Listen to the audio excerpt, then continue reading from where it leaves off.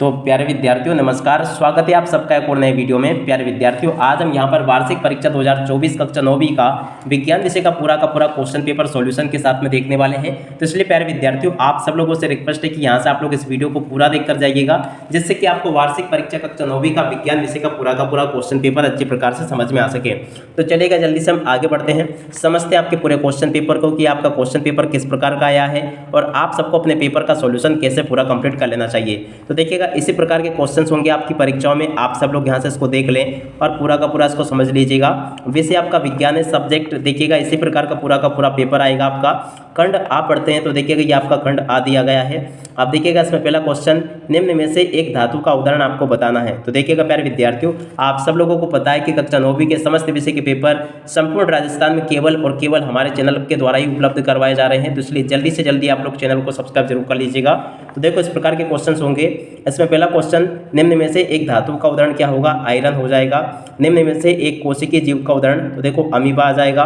उसके बाद में वे ऊतक जो हमारे शरीर में गति के लिए उत्तरदायी होता है, तो देखो इसको कहते हैं पेशी ऊतक।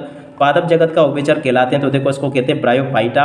और उसके बाद में अगला क्वेश्चन, तो देखो 5 नंबर का जो क्वेश्चन आपको दिया गया है, इसका राइट आंसर आ जाएगा 2N। उसके बाद में 6 नंबर के क्वेश्चन को पढ़ते हैं, एक स्वतंत्रतापूर्वक गिरती हुई वस्तु की गतिज ऊर्जा का मान होगा। तो देखो इसमें आपको लिख लेना नियत रहता है। उसके बाद में ध्वनि की चाल निम्न में से किसमें अधिकतम होती है? तो देखो लोहे में होती है। उसके बाद में मलेरिया रोग का वाहक, तो देखो मच्छर होगा। वायु द्वारा फैलने वाला रोग, तो देखो कोरोना वायरस। देखिएगा वाला रोग नहीं है, तो देखो इसमें से आपको लिखना निमोनिया, क्योंकि कोरोना वायरस तो वायु के द्वारा फैलता है, हैजा भी वायु के द्वारा फैलता है, क्षय रोग भी वायु के द्वारा फैलता है। मगर हमें ऐसे रोग का नाम बताना था जो कि वायु के द्वारा नहीं फैलता, तो क्या नहीं फैलता? निमोनिया। ठीक है ना। तो इस प्रकार से आप सब लोग यहाँ तक के इन क्वेश्चंस को देख लो और अच्छे प्रकार से पूरा इनको समझ भी लो। अब चलो जल्दी से हम आगे बढ़ते हैं और आगे क्वेश्चन को देखते हैं और उनको समझ लेते हैं। तो देखो प्यारे विद्यार्थियों, आगे आपके पेपर में इस प्रकार के क्वेश्चंस होंगे। 10वां क्वेश्चन, ग्रीन हाउस प्रभाव के लिए उत्तरदायी गैस, तो देखो CO2 इसका राइट आंसर आ जाएगा। उसके बाद में देखो प्रश्न नंबर 2 में आपसे रिक्त स्थानों की पूर्ति पूछी जाएगी। अब देखो रिक्त स्थानों की पूर्ति आपको कैसे करनी है? ठोस कार्बन डाइऑक्साइड को कहते हैं, तो देखो ये होम लिखा, वैसे ठोस होना चाहिए यहाँ पर। तो देखो इसको क्या कहते हैं? शुष्क बर्फ। किसी तत्व की संयोजन शक्ति उस तत्व की क्या कहलाती? तो देखो इसको कहते हैं संयोजकता। परमाणु की कक्षा में उपस्थित अधिकतम इलेक्ट्रॉन की संख्या कितनी होगी? देखो 2n² और n बराबर कक्ष संख्या इस प्रकार से आपको लिख देना है। घेंगा रोग के इलाज में समस्थानिक का उपयोग होता है, तो देखो आयोडीन इसका राइट आंसर आ जाएगा। कोशिका के अंदर प्रोटीन का संश्लेषण में होता है, तो देखो राइबोसोम में होता है। रक्त के तरल आधात्री भाग को कहते हैं, तो देखो इसको प्लाज्मा कहा जाता है। नारियल का रेशे युक्त छिलका का ऊतक का बना होता है, तो देखो ये स्केलेलन काइमा का बना होता है। इस प्रकार से आप लोगों को देख लेना है। 5 जगत अवधारणा किसने दी थी? तो देखो ये दी थी व्हिटेकर ने। उसके बाद में देखो आगे क्वेश्चन आपके पेपर में इस प्रकार के आएंगे, आप सब लोग इनको देख लीजिएगा। टोटली यहाँ तक के क्वेश्चंस मैं आपको बता चुका हूँ। जिस प्रकार के क्वेश्चंस मैंने आपको बताया, कुछ इसी प्रकार के क्वेश्चंस आपकी वार्षिक परीक्षाओं के पेपर में आपको देखने को मिल जाएंगे। तो आप सब लोग इन क्वेश्चंस को देख लीजिएगा। टोटली यहाँ तक के क्वेश्चंस मैं आपको बता चुका हूँ। अब इसके बाद में देखो ये क्वेश्चंस भी मैंने आपको बता दिए। यहाँ तक के सभी क्वेश्चंस आप लोगों ने अच्छे से देख लिए होंगे।